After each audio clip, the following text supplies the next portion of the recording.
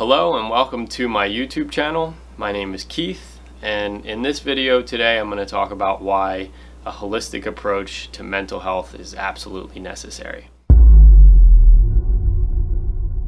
And before I get into the specifics, I think I wrote down 6 things. I'm going to touch briefly on why I'm making this video, why I have this YouTube channel, and why you may want to consider my opinion on these matters. So I'm 33 now. My job, a large portion of my job is doing coaching with individuals who have, are facing challenges or coming out of challenges with either their mental health, addiction related issues, a combination of both. And I'll touch on that a little bit more later. But I got into doing this from my own challenges with these things when I was in my early and late teens, early 20s, a little bit in my mid 20s. I had my own struggles with mental health and addiction. And in hindsight, and having learned and experienced the things I have now, I understand how we fall short in our basically system for dealing with these things, and how it leads often to people either prolonging the issues that they're experiencing or making them worse in a lot of ways, and maybe most importantly, misleading the way that people view the challenges that they're experiencing this way, the mental health symptoms and challenges. So I'm not going to touch on it too much in this video, but my experience with therapists and psychiatry and medications and all of these things, I deeply disagree with how that was done at this point in my life, and I understand now how much room there is for improvement there and how much of an opportunity there is to empower people who find themselves in these situations. So I'm going to leave it at that for my story for now and get into the reasons why a holistic approach is necessary. The first one is that we're more than just a brain, like the way that mental health symptoms manifest. And really, mental health isn't just mental. That's kind of my little saying, that to even think about, even the term mental health misses the bigger picture.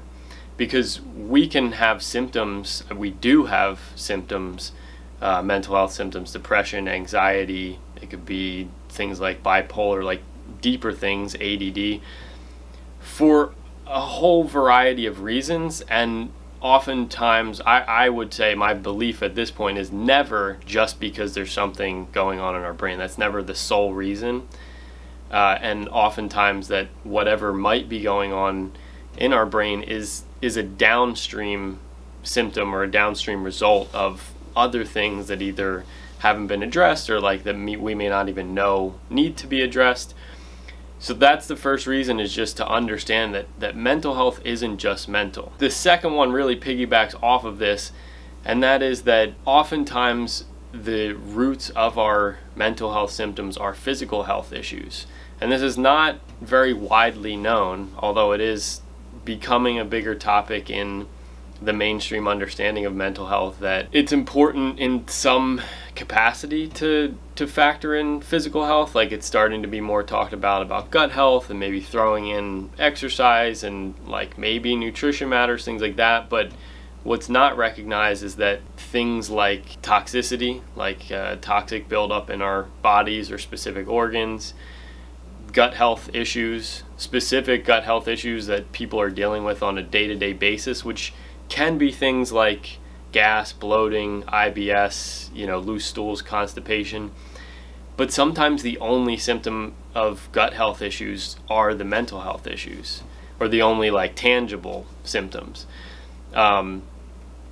Nutritional deficiencies, which connect to gut health issues as well in some fashion, but also poor diet and just poor choice of food consumption, poor quality food that we have access to.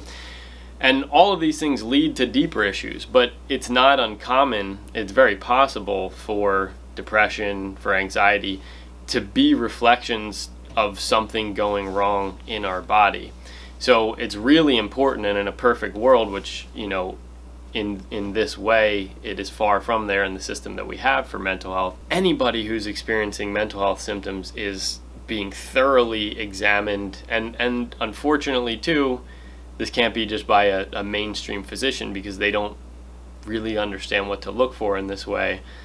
But anybody would be thoroughly examined, or going through, you know, a deeper look at what their physical health might look like. And that's, you know, I'm not saying that I would be the type of person to do that, but it's part of what I do. Is just a more surface level understanding with a person, going through a health history and symptoms that they might have, and helping them to see that, like, joint pain, digestive issues, low energy, things like that aren't separate issues from what they're dealing with their mental health, but oftentimes, if not always, just part of the actual thing that's happening, which is bigger than just depression or just anxiety or just one symptom. The third reason is that we can greatly impact the health of our mind, or like our mind in general, through our bodies. So when we really get a deeper understanding, which this is part of how my view has shifted over the years, but when we really get a deeper understanding of the fact that our mind and body really aren't separate. Our brain is a part of our body, and the body is a part of our brain. We have nerves running from our brain all throughout our body. What happens with our feet affects our brain. What happens with our hands affects our brain. What happens with all of our organs is, you know, communicating with our brains. And, you know, more specifically, just understanding movement, exercise, moving the body, using the body in particular ways.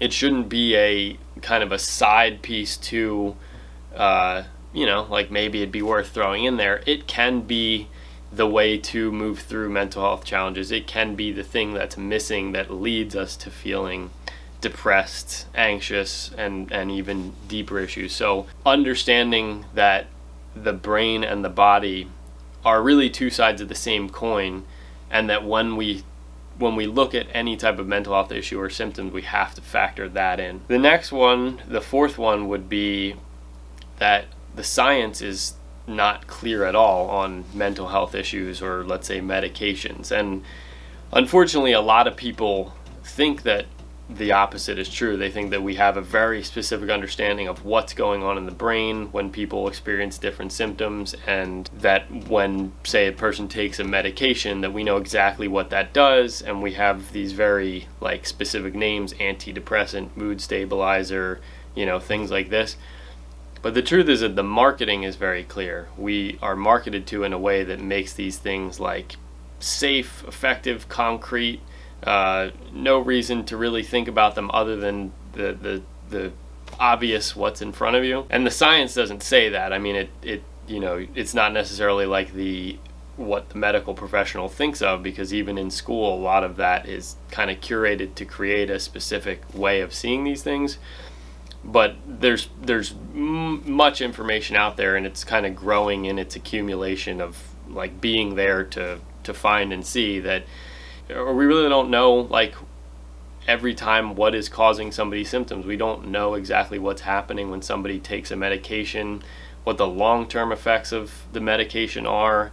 And, like, I see it in my, you know, job a lot, that people who have been on medications for a long time, they often wind up worse off, or like other symptoms that they had at the start of what was going on, connecting back to an earlier point, don't get addressed, and they just kind of pull them down and along the whole time. But, you know, some of the medications are very harsh, and the results are often questionable, and the side effects are nasty. And, you know, there's a use for them sometimes. I'm not one to say whether somebody should or shouldn't take that, but I feel very strongly that there's not enough informed consent. People aren't educated enough on the potential side effects, on potential other options, and, you know, it leads people to a lot of times undesired results, but also a disempowered view of how they see themselves and what they're experiencing, which again I'll touch on a little bit more. The next one, the fifth one, is that if you were to go to what we consider a mental health professional, let's say a therapist, a counselor, or even a psychiatrist who's held at very high esteem, this has been my experience, and understanding, you know, health in a holistic way that I do now, you are ultimately getting from any of these people not a deep understanding of mental health, but a deep understanding of categorizing symptoms and treating symptoms. And it doesn't, like, that may sound negative. It's not necessarily negative in and of itself, but it is incomplete, and because it's incomplete and often is left incomplete, it can wind up being negative. But I'm an advocate for definitely therapy and therapeutic models, and like where that can lead a person. I'm all for people, working to improve the way that they think and relate to their thoughts.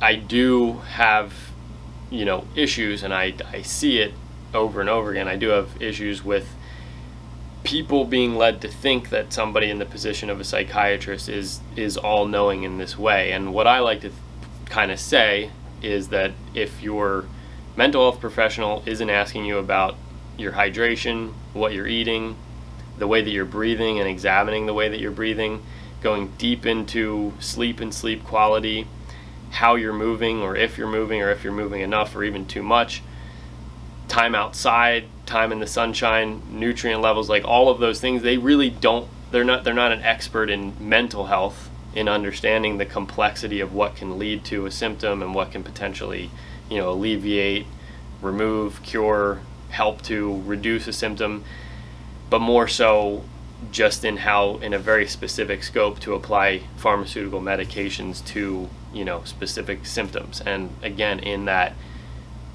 light, it is incomplete. And then the last one is that when we try to deal with mental health symptoms in a reductionistic way, in other words, just looking at them from the mind or the brain only, we miss the opportunity to learn in a deeper way what it means to be healthy, what it means to be well. A lot of times why we wind up with these issues in the first place is that we really don't understand how to maintain our wellness, especially in our modern world, in this Western culture. We don't have an understanding of what creates well-being. We don't have an understanding of what it looks like if it starts to decline, and how to stop it, how to regain it. And we're often burning the candle at both ends, not even realizing that, that like we're creating a lot of our issues. And that can be our lifestyle, what we do or don't do, what we're eating, like belief systems and thought patterns that we've fallen into through, from like maybe our parents or caregivers or teachers, or, people that we didn't necessarily understand how to vet how much they actually understood about, or how true what they were teaching us was. And I think it's easy to fall into, this is what connects back to the earlier point, fall into the idea that somebody's going to fix us. And it should never be the assumption or the way that we think about it, or the way that, let's say, a therapist or psychiatrist thinks about it, that there's some fix to these things. We have to learn, if we truly want to, grow through them, actually move on and put them behind us, and not just get stuck in, chasing symptoms, which happens a lot. We have to understand that, like, we have a lot of power to change the way that we feel mentally, physically, to reduce symptoms, to get to the root of symptoms.